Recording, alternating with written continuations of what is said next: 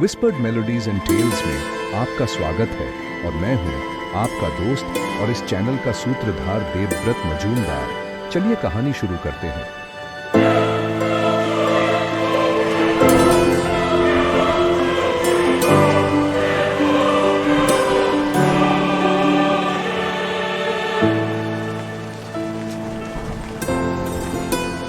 उसी सुबह महेश को मैंने बिलासपुर भेज दिया 1 महीने के लिए, ताकि वो घर पर आराम कर सके।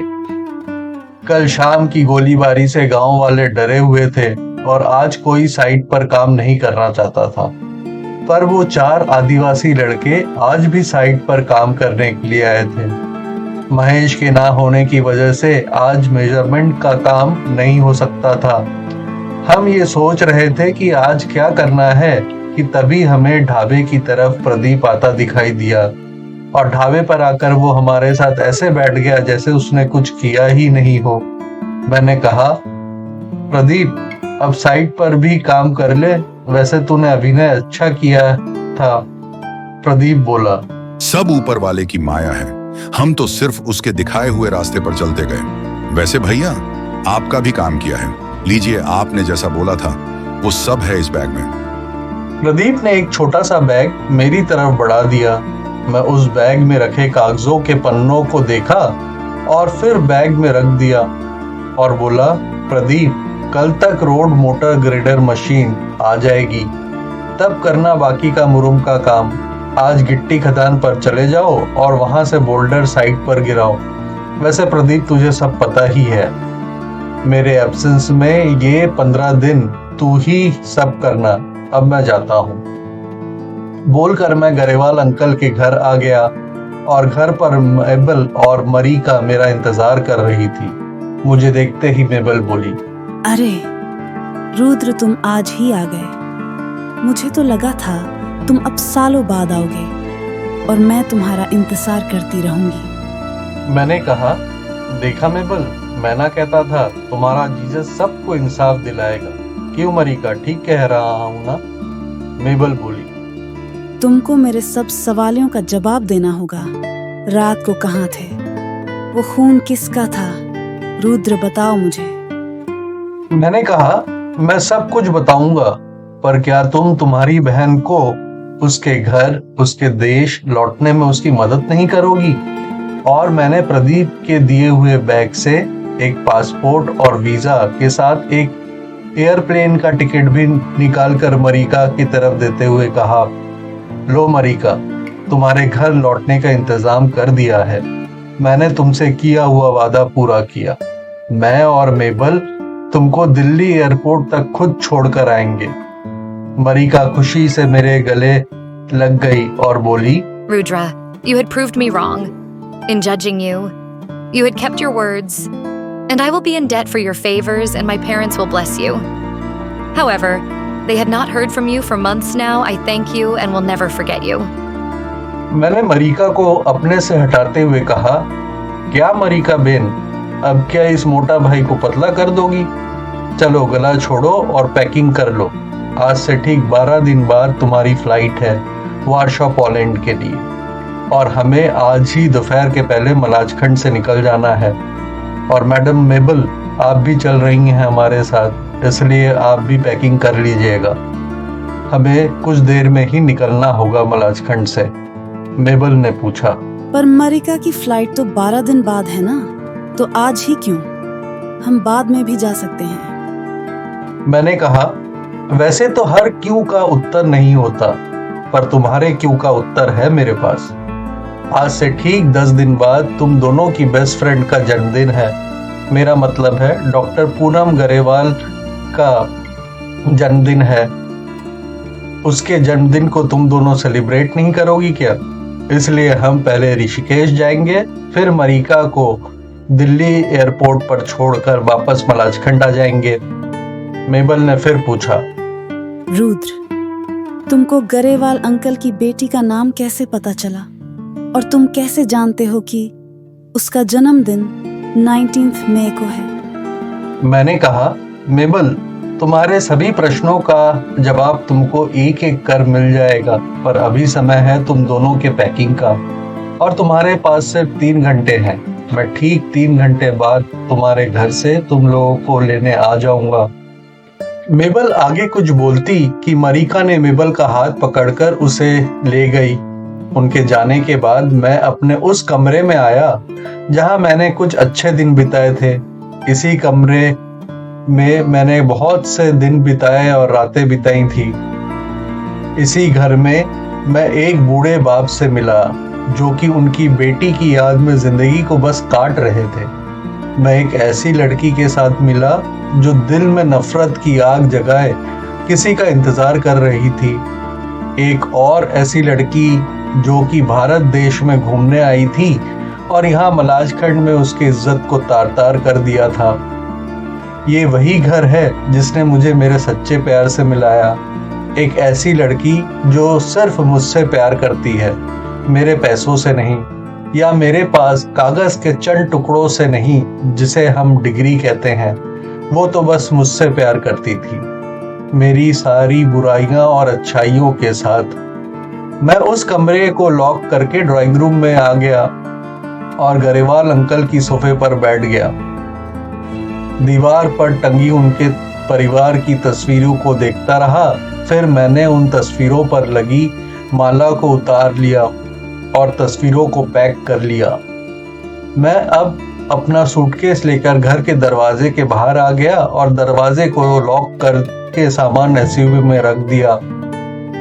कुछ देर में मैं दादा की दुकान पर आ गया और दादा को बोला, दादा ये गरेवाल अंकल के घर की दूसरी चाबी है, आप इसे रखिए और गरेवाल अंकल को दे दीजिएगा। मैं आपसे 15 दिन बाद मिलता हूँ। मैंने अपनी घड़ी देखी, सुबह के 10:30 बज रहे थे और 3 घंटे मेबल को दिए हुए अभी खत्म नहीं हुए थे। फिर भी मैं सीधे मेबल के घर आ गया जहां मेबल और मरीका मेरा ही इंतजार कर रही थी। घर पर जैसे कोई नहीं था उन दोनों के अलावा। हम सब घर के बाहर निकल गए और मेबल ने घर के दरवाजे पर ताला लगा दिया। मेबल और मरीका एसयूवी में बैठ गई। तब हमने एक रोड मैप निकालकर उसमें हमारे रूट को दिशा निर्धारित किया।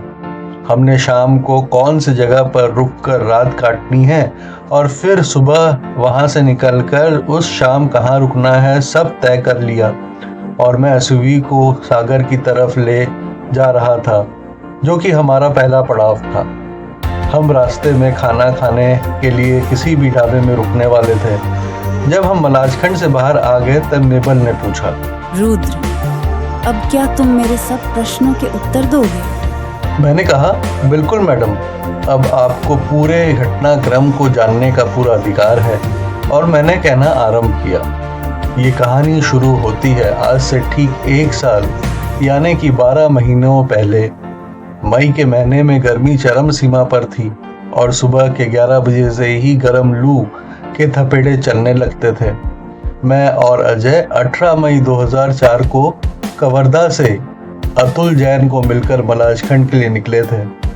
हमारा पहला काम किसी भी सड़क को स्टार्ट करने के पहले दरअसल उस साइट को पूरी तरीके से जानना होता है, उस जगह का संपूर्ण निरीक्षण करना होता है। जैसे नई सड़क जहां से गुजरेगी वहां क्या है, जंगल है या किसी किसान की खेती है, या उस जगह पर किसी तरह से कानूनी विवाद में तो नहीं फंसी है, साइट के लिए मटेरियल कहाँ से मिलेगा और क्या खर्चा आएगा। ऐसी और भी बातों का हम ध्यान रखते थे और उसका समाधान करवा के सरकार से अनुमति लेनी होती थी, तब जाके हम साइट पर काम शुरू करवाते थे। इसीलिए हम ठीक 12 महीने पहले कवर्धा से मलाजखंड के लिए निकले थे। हम जैसे ही भोरमदेव वाले मोड़ को पार किया, हमें सामने एक हमारी ही तरह की एसटीम नजर आई जो कि सड़क के किनारे खड़ी थी। उसका बोनट खुला था और 2 सुंदर जवान लड़कियां एसटीम के बाहर धूप में खड़ी एक आदमी के साथ किसी गंभीर विषय पर चर्चा कर रही थी। उन दोनों लड़कियों को देखकर लग रहा था कि वो बहुत परेशान हैं और मैं अपनी आदत से मजबूर उनके पास स्टीम को रोकने का बोला अजय को। मैं स्टीम से उतर के उनके पास गया और पूछा, मैडम क्या परेशानी है? गाड़ी खराब हो गई है क्या? उनमें से एक महिला ने उत्तर दिया, हम भोपाल से घूमने निकली थी और आज सुबह सुबह ही भोरम देव की दर्शन कर चिल्पी घाटी के रास्ते मलाजखंड जाने वाली थी कि पहले उनके द्वारा किराए पर ली हुई ये गाड़ी खराब हो गई और ये उस गाड़ी का ड्राइवर कहता है कि वो आगे नहीं जाएगा। मैंने उस लड़की से कहा, अगर आप कहें तो मैं एक बार देखता हूँ, क्या मैं आपकी कोई मदद कर सकता हूँ भी हूँ कि नहीं? आप लोगों को मेरी गाड़ी में बैठ जाना चाहिए। लू बहुत चल रही है। और मैंने अजय को इशारा किया कि गाड़ी की एसी चालू कर दे और मैडम को लेकर अपनी गाड़ी में बैठा दिया। मैं उन लड़कियों की तरफ मुखातिब होकर बोला, आप लोग घबराइए नहीं और हमारी एसटी में बैठिए, बाहर बहुत लू चल रही है, तब तक हम देखते हैं क्या खराबी है आपकी गाड़ी में। अजय उन लड़कियों को हमारी गाड़ी में बैठाकर मेरे पास आ गया। तब मैंने उससे कहा, अजय, ये जो गाड़ी का ड्राइवर है उसने इन लड़कियों से बोला है कि उसकी गाड़ी खराब हो गई है, इसलिए ये आगे नहीं जाएगा। पर इस ड्राइवर को देखकर लग रहा है कि ये झूठ बोल रहा है, क्योंकि अगर कोई गाड़ी इस या किसी भी रास्ते में खराब हो जाए तो वो उसका ड्राइवर सबसे पहले गाड़ी को चालू करने की कोशिश करेगा या किसी दूसरी गाड़ी वाले से मदद मांगेगा। पर ये ड्राइवर तो मज़े से गाने सुन रहा है। जा तू अपने तरीके से देख क्या माजरा है। अजय उस ड्राइवर को पूछने चला गया और मैं उस गाड़ी की तरफ मुख कर एक सफ़ेद पड़ी के कश लेने लगा और अजय उस ड्राइवर के साथ वार्तालाप कर रहा था। अजय उस ड्राइवर को भैया कहकर संबोधित किया और बोला वो गाड़ी चालू करने में उसकी मदद कर सकता है। पर वो ड्राइवर तो उल्टी खोपड़ी का निकला। उसने उल्टा अजय को राख पत्ती देते हुए कहा, चल जा यहाँ से, अपना काम कर, उसे हमारे मदद की ज़रूरत नहीं थी। अजय मेरी तरफ देखा और मैंने उसे इशारे से कहा, तू अपने तरीके से देख ले भाई। अजय ने उस ड्राइवर का कॉलर पकड़कर गाड़ी से बाहर निकाला और उसे एक जोरदार तमाचा मारते हुए कहा, प्यार से पूछ रहा हूँ तो सर पर चढ़ेगा। फिर 2 और तमाचे जड़ दिए। इस पर ड्राइवर ने उसके जेब से एक चाकू निकाला और अजय पर वार करना चाह रहा था, पर अजय उसके हाथ को पकड़कर पीछे मोड़ दिया। ये देखकर मैं उनके पास पहुंचा और उस ड्राइवर के कॉलर को ठीक किया और बोला, अरे ड्राइवर बाबू, इतना गुस्सा क्यों? हम तो आपकी सहायता के लिए रुक गए थे और आप हमको ही चाकू से डराने लगे। गलत बात। और मैं भी अपना हाथ साफ कर लिया उस ड्राइवर पर। हमारे इस लड़ाई को देखकर वो दोनों लड़कियां हमारी गाड़ी से उतरकर हमारे पास आई और उस लड़की ने कहा, अरे भैया, आप लोग इस ड्राइवर भैया को क्यों मार रहे हैं? ने कहा, मैडम इनकी गाड़ी खराब नहीं है, इन्होंने झूठ बोला है ताकि आगे नहीं जाना पड़े। तब जाके ड्राइवर ने कहा, मैं मैडम को कल से बोल रहा हूँ कि वो इस जंगल के रास्ते से न जाए। ये नक्सली इलाका है और इस रास्ते पर कभी भी नक्सली गांव वालों की भेष भूसा में सामने आ जाते हैं, फिर ड्राइवर और गाड़ी को आग लगा देते हैं। मैं नहीं जाऊंगा, बस मेरे पैसे दिलवा दीजिए, मैं घर चला जाऊंगा। मैंने उस लड़की को कहा, मैडम ये तो नहीं जाएगा, इसलिए आप लोग कवर्धा चले जाइए और वहाँ से रायपुर जाकर भोपाल लौट जाइएगा ट्रेन से। पर वो लड़की नहीं मानी। उसने तो जैसे मलाजखंड जाने का निश्चय कर ही लिया था। इसलिए मैंने ड्राइवर से पूछा, कवर्धा तक कितना लेना है मैडम से? उसने कहा, बस 8,000 रुपये दिला दीजिए। मैंने उस लड़की को बोला, मैडम इसे 8,000 कवर्धा पहुँच कर दे दीजिएगा और बस लेकर रायपुर या दुर्ग चले जाइएगा, वहाँ से भोपाल की ट्रेन ले लीजिएगा। पर दोनों लड़कियाँ जैसे कोई असर ही नहीं हो रहा था और वो जिद पर ही अड़ी रही। तब मैंने वो अपने स्टीम में रखे बैग से 8,000 निकाले और ड्राइवर को दे दिया। रुपए मिलते ही ड्राइवर एक क्षण भी बिना गवाए वहाँ से गाड़ी घुमाकर चल दिया। मैंने उन लड़कियों को कहा, मैडम हम भी मलाजखंड जा रहे हैं, आप दोनों हमारे साथ चलिए, हम छोड़ देंगे। पर उस लड़की ने कहा, हम आपके साथ क्यों चलेंगे? हम आपको जानते नहीं। हम किसी ट्रक वाले से मदद मांगकर यहाँ से आ जाएंगे मलाजखंड। इस बात पर मेरा गुस्सा अचानक मेरे सर पर चढ़ गया और मैं बोला, ठीक है अजय, तू गाड़ी चालू कर। इन देवियों को लेने इनके रिश्तेदार दोस्त आते ही होंगे। हम अजनबी हैं और ट्रक वाले बचपन के दोस्त हैं ना इनके। एक तो मदद करो, ऊपर से इनके नखरे सहो। इनको भी पता चलने दे कैसे होते हैं इनके दोस्त ट्रक वाले। ऐसा बोलकर मैं गाड़ी की तरफ चलने लगा और अजय वहीं खड़ा एक बार लड़कियों को और एक बार मेरी तरफ देखने लगा। फिर उसने आवाज लगाई, भैया रुकिए, तो इनको ऐसे कैसे छोड़ सकते हैं? मैंने कहा, तुझे रुकना हो तो तू रुक सकता है, मैं अब और नहीं कह सकता इनको चलने के लिए। ऐसा बोलकर मैं ड्राइवर सीट पर बैठने ही वाला था कि अजय आ गया और उसने मुझे दूसरे सीट पर बैठने को कहा। हम उन लड़कियों को वहीं छोड़कर आगे चले गए। कुछ दूर जाने के बाद मेरा गुस्सा शांत हुआ। मैंने अजय को बोला, चल भाई गाड़ी वापस मोड़ ले, पता नहीं लड़कियां कैसी होंगी। अजय ने गाड़ी वापस मोड़ लिया। हम ज़्यादा दूर नहीं जा पाए थे, पर इतने में उन लड़कियों के पास एक ट्रक वाला खड़ा था और ऐसा लग रहा था जैसे उनको ज़बरदस्ती ट्रक में बैठाने की कोशिश कर रहा था। अजय ने तब तेज गति से गाड़ी चलाते हुए उन लड़कियों के पास गाड़ी रोकी और उतरकर ट्रक ड्राइवर को धक्का दिया, उसके हेल्पर को दूसरी तरफ धकेल दिया। इस पर ट्रक ड्राइवर और हेल्पर अजय को मारने के लिए आगे बढ़ा ही था कि मेरे हाथ में पिस्तौल देखकर वहां से भाग गए।